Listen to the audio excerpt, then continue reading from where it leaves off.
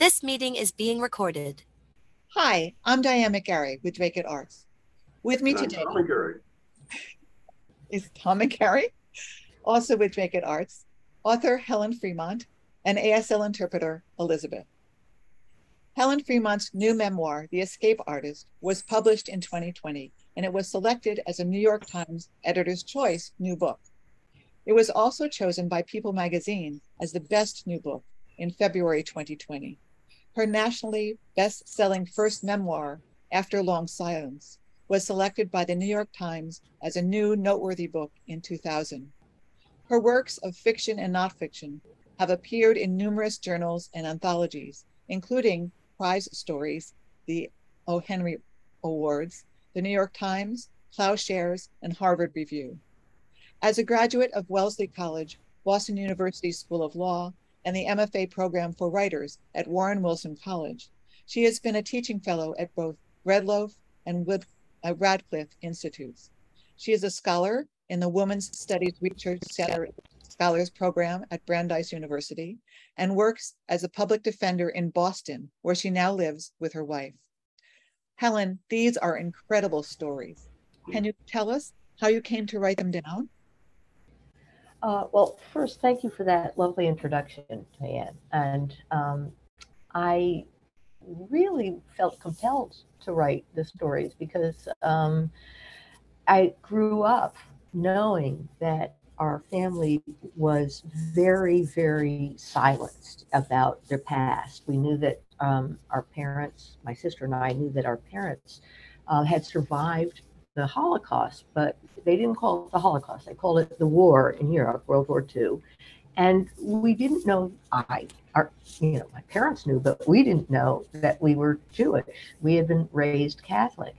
And my parents were very, very, if we tried to broach the subject at all of their past or what happened to our grandparents or our aunts and uncles, why did we have no one else?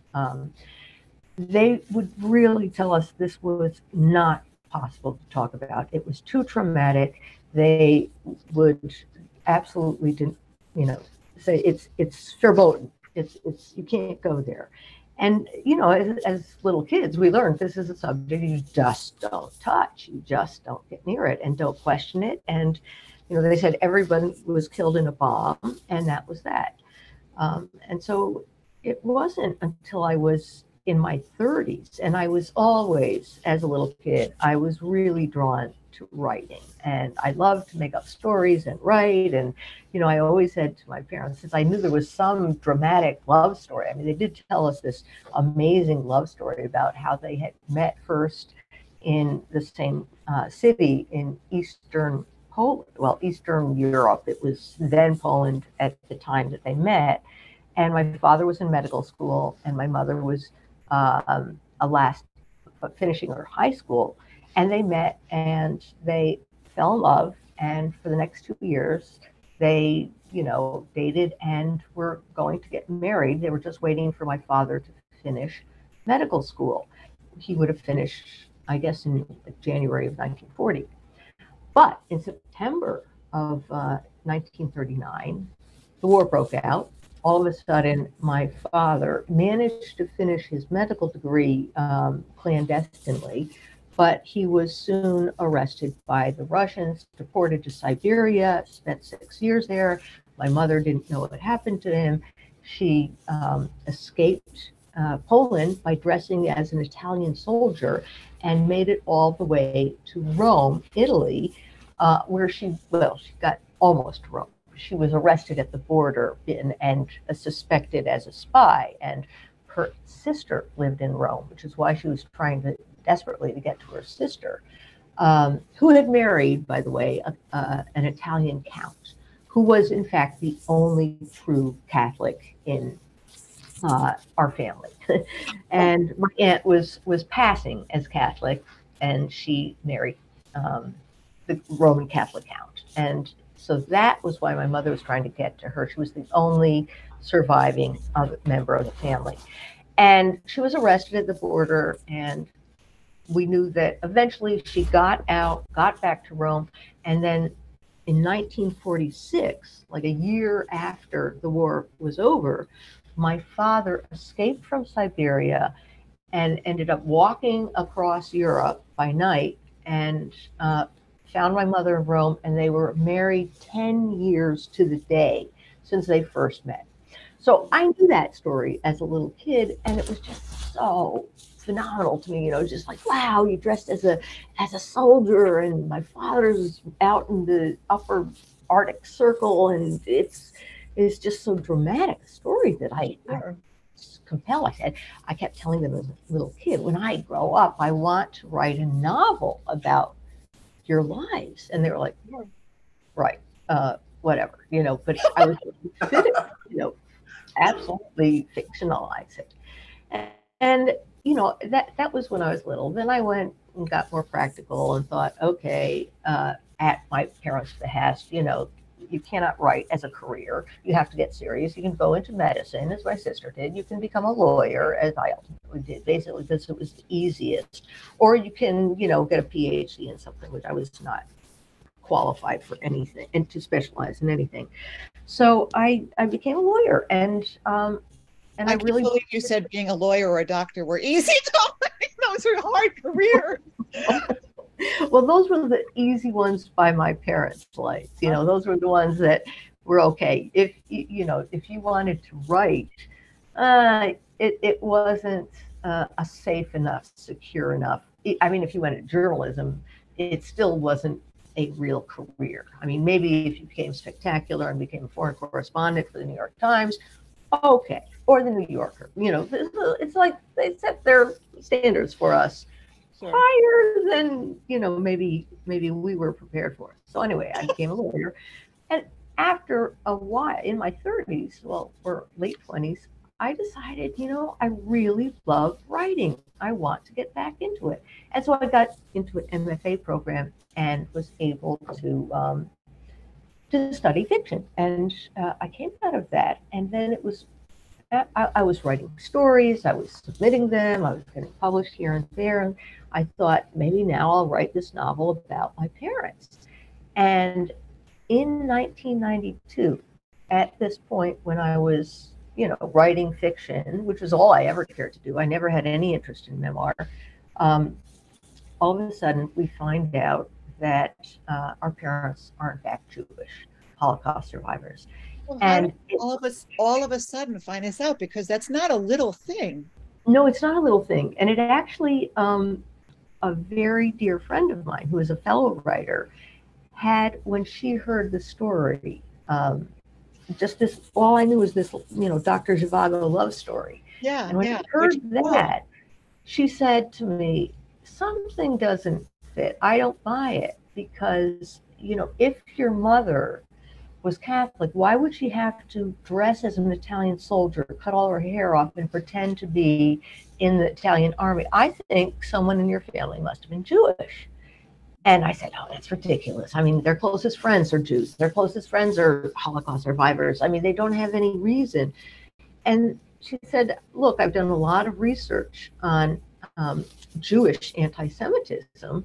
And as it turns out, her own mother was Jewish, and her father didn't even know. He was a very, very WASP, sort of Mayflower, Plymouth Rock, founder of, the establishment of the Boston Brahmin scene.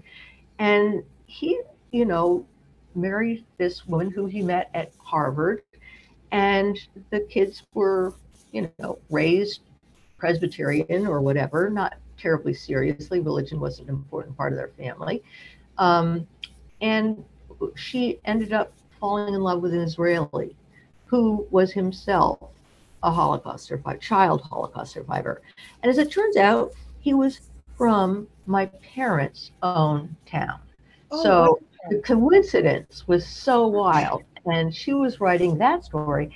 So she eloped at the age of 19 to Israel to live with him. So her parents were like, what are you doing? And she arrived in time for the 6-Day War, that time. But then she fell in love with Israel and lived there for the next basically 17 years and had married him, had children there. And so she was living as a shiksa in Israel. And then Well, for the her people who don't know what shiksa means, please, I know it's what it means. a not Jewish person. So you could be anything else but Jewish, whether you're Christian, whether you're Hindu, whether you're whatever. It's a non-Jew. A non-Jew, right? And she found out from a cousin that her own mother was Jewish, and that it was not.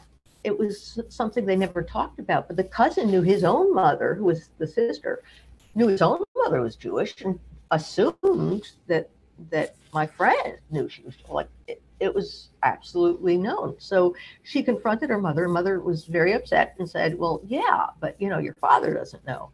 Anyway, so she was 34 Secret like when this mean, came out. So it was, and that prompted her to start writing a fictionalized version of her story and her husband's story, which was also very, very dramatic. He was born during the war and ended up, his mother and he survived, but no one else in his family. His father was killed, and all extended family. So she was writing that, and she just said, Helen, this just sounds too familiar to me, and you should ask your parents. And of course, I thought that's awkward. Like, why would they keep? We're in our 30s. This is crazy. But and of course, when I tried to broach the subject, my mother got very angry and said, "Why are you so concerned about religion? We raised you to be tolerant of everybody, whether someone is Buddhist or whether somebody is Christian or Jewish. It shouldn't matter at all." And she got very, very upset. So cut that off. So but that's also such an inappropriate response, because you weren't acting as a prejudice thing. You were just saying, "Okay, where does my family come from?" Right. And what is our history, which is so important. History is so important. It's true. I think that for a long time, I think this caused both my sister a lot of trouble, because that fundamental secret in our family that our parents knew, and obviously our aunt in Rome knew, and no one, and anyway, so I thought that was really intriguing, and I suggested it to my sister, who was a psychiatrist, and she just looked at me and said, "Well, Helen, obviously you have some, grandiose need to have great drama in your life and to, identify with the oppressed and whatever." Basically she said, "You're nuts, okay? Really, there's no reason mom and dad would hide this from us now in 1992. And so I continued to, play with the idea. I liked when I heard it, it instantly made sense to me. It made so much sense that it would explain the trauma of our childhood. I'd been going to as a family, we're going to family therapy from my age of 8. Wow. And so it was clear that something was fundamentally wrong in our family. And we could never sort it out. And this just made sense to me. It just immediately, and so, it was, I didn't know what it meant to be Jewish. Like this missing piece for you. But at the same time, the powerful statement that your parents were wise enough to know that you needed therapy from that early on, right? Yeah. That you needed somebody to talk to. All of you needed somebody to talk to. That's an incredible statement right there. Even if they continued with the secrets and continued to disable the truth, right? But they knew that you needed help somehow. It was inescapable. My sister was very, very violent. She had a lot of emotional problems. She had, and as I did too later on, but, certainly when I was 8 years old, I was just desperately afraid of her, and I got a lot, my parents got put in a lock for my door so that I could lock the door. So it was, you couldn't, just anybody coming to visit, we were the perfect family. We were just so Isn't that the way if it's so? Exactly.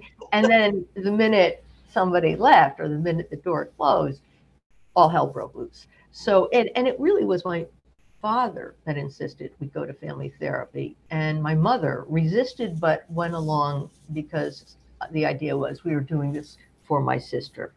And so both my parents could get on board with that. And in fact, they withheld anything of their past.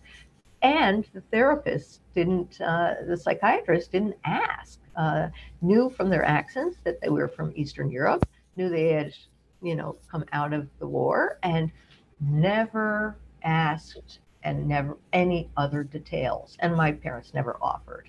And in fact, we tracked down that psychiatrist, my sister and I later, and she said, in those days, which was in 1965, and this was in upstate New York, we didn't, family therapy was a brand new thing. We really didn't know what we were doing. And we were just as happy to let that stuff go. The war was still fresh. It was 20 years after the war. And she said, frankly, I was relieved. I didn't want to find out any about your parents' trauma. Now, of course, she would be quite different. So anyway, back to my suspicion, my parents' denial when I was 32, but it was my sister who then was going through a fellowship in child psychiatry. And so part of her, assignment was to do a family tree. Oh. And we didn't have a family. We had a family twig, right? So we just had mom, dad, my sister, the aunt in Italy. And so my sister sat down with my parents and said, we didn't even know the names of our grandparents. That's the degree to which it was absolutely, you do not enter this territory. But my parents have always been very supportive of our academic studies. And so they agreed, okay, for my sister's fellowship, they gave her the names of their parents and the dates they were born and the little towns that they came from. And of course, my mother didn't actually give her the real names of her parents. She said her mother's name was Sophia. In fact, it was Sarah. She said her father's name was Mark. In fact, it was Moisha. But we had the last name. And so my sister's colleagues there at the psych center were saying, you should send this out places because you may have relatives who are still alive. Your parents were too traumatized, but they may still have relatives in Poland or you don't know what. And so we weren't even thinking Jewish. We were just thinking it was so traumatic for our parents. They don't want to go back, but let's find out. So she wrote to the Red Cross and she wrote to, the Mormons in Salt Lake City keep a genealogical records. And they suggested she write to Yad Vashem. Well, what's Yad Vashem? We've never heard of it. Well, it's the Jewish Holocaust Museum in Israel, Jerusalem. So my sister dutifully, got the address and sent these names of our grandparents and the dates of birth. And about a month later, so she sent them out in February. In March 1992, we got a packet of documents FedExed from a rabbi at this Yad Vashem who wrote a jackpot. And he had found pages and pages of documents of testimony from other survivors and witnesses about not just how my grandparents were killed, but about we had dozens and dozens of family members that my sister and I had never even known about, aunts and cousins and just a huge family. And everyone on both sides, my father was Jewish and his parents and their parents. I mean, there was not a single non-Jew in the whole line. And that really blew our minds that we had this. And that's when I told I remember going to work the next day and telling my friend who was the general counsel in our office, and she's sort of Irish Catholic from Dorchester, and very, and I said, Lisa, sit down. You're not going to believe this. I said, we just found out that I'm Jewish. And she said, what do you mean? I could have told you that. What do you? And I was like, what do you mean? You could have told me that. She said, you're always talking with your hands and you're, it's so clear. You're just, you didn't know you were Jewish.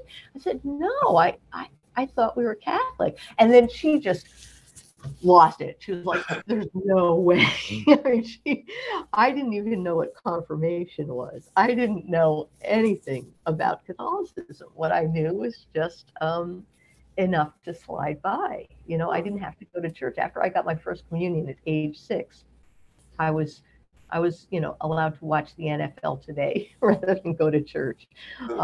So then we started, my sister and I, asking our parents more questions, and we really prepared to sit down and talk with them, not to pry information out because we had more information than they knew, but to just open the channel of communication and just say, we love you. We understand that this was traumatic. We understand why and grateful that you were trying to protect us.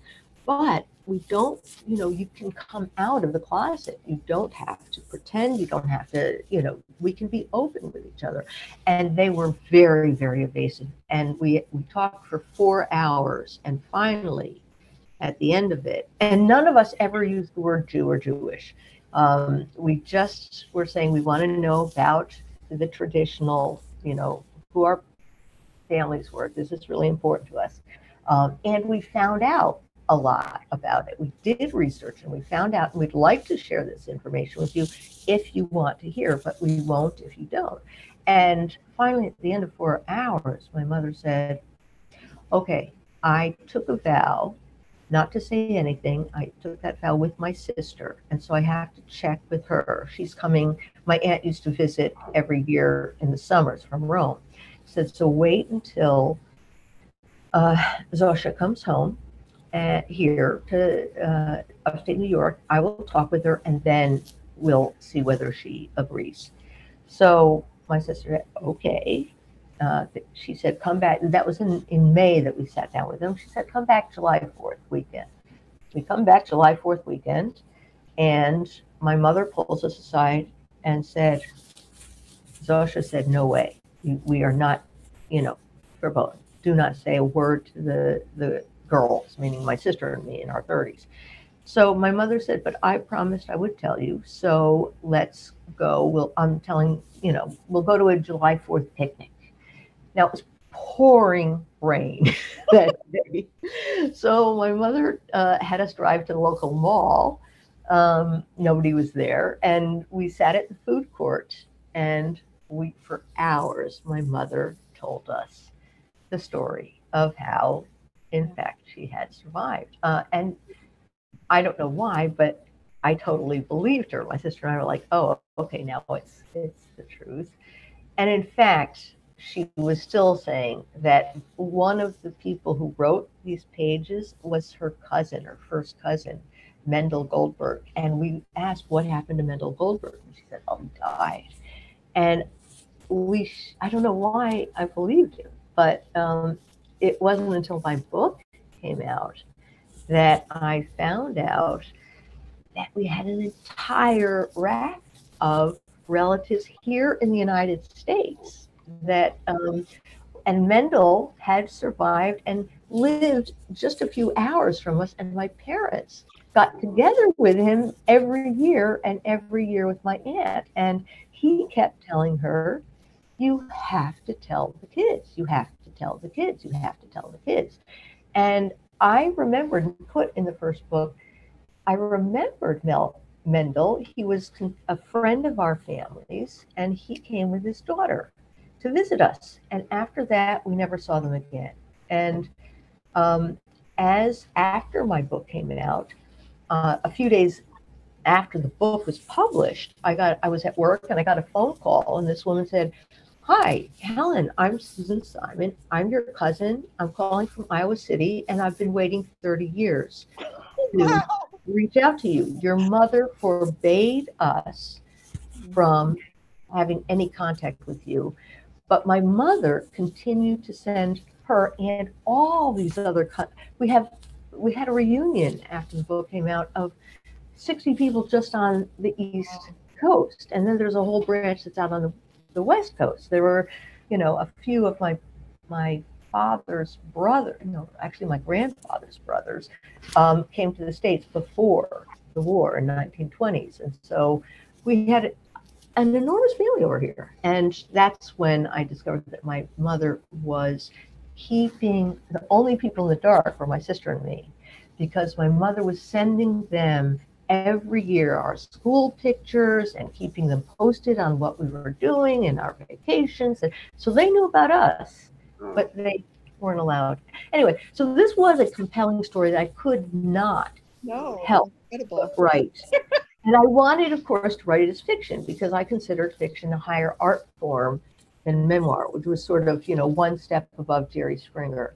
And my own teachers, my own fiction faculty said to me, Helen, you cannot write this as fiction. It will not fly. It's too unbelievable. You have to write this as memoir. So then I became a committed memoir writer. Well, that's a really incredible answer to your question. No, it's an incredible story, and to think that you were not shielded but prevented from having relationships for all these people from the fundamental beginning of your lives until the middle of your lives. I'm sure you're very grateful to have relationships with them now because there's so much richness in that. Yeah, and it really made a difference in my life. It made a huge difference. I mean, for one thing, part of the insularity of our family meant that you could not have, my mother especially was very jealous and very of even my having a close friend. She felt this is a stranger. You cannot trust anybody. And my aunt impressed this on us too. You cannot trust anyone who is not your family. And your family is mother, father, sister, aunt. And I was like, that precludes a partner, a significant other, marrying a spouse. And that was really, for both my sister and me, quite an inhibition. And so I felt always that it was a betrayal of my parents to, have relationships that would in some way interfere. That is, my mother should always be able to get me on the phone at any time. I should always be available to come home at any time. And, most people who want to date you are this is a little odd. But I mean, from their perspective and their history, you can certainly understand it. But yes, trying to move forward in a healthy manner, it just makes no sense. Yeah. And I would love to continue to talk to you about I know. I've used up all your time. I'm sorry. Well, but I'm glad that you've shared this with us now. And during the September Arts Saturday, we will have more time to talk about all of this. So please come and join us for that. There's more information on our program and other programs at dracutarts.com. And we'd like to thank our sponsors through the Massachusetts Cultural Council, the Cultural Investment Portfolio, and also the Bill Ricca Cultural Council and the Dracut Cultural Council. Thank you so much, Helen and Elizabeth. We look forward to more of this. Thank you so much. All right. Thanks.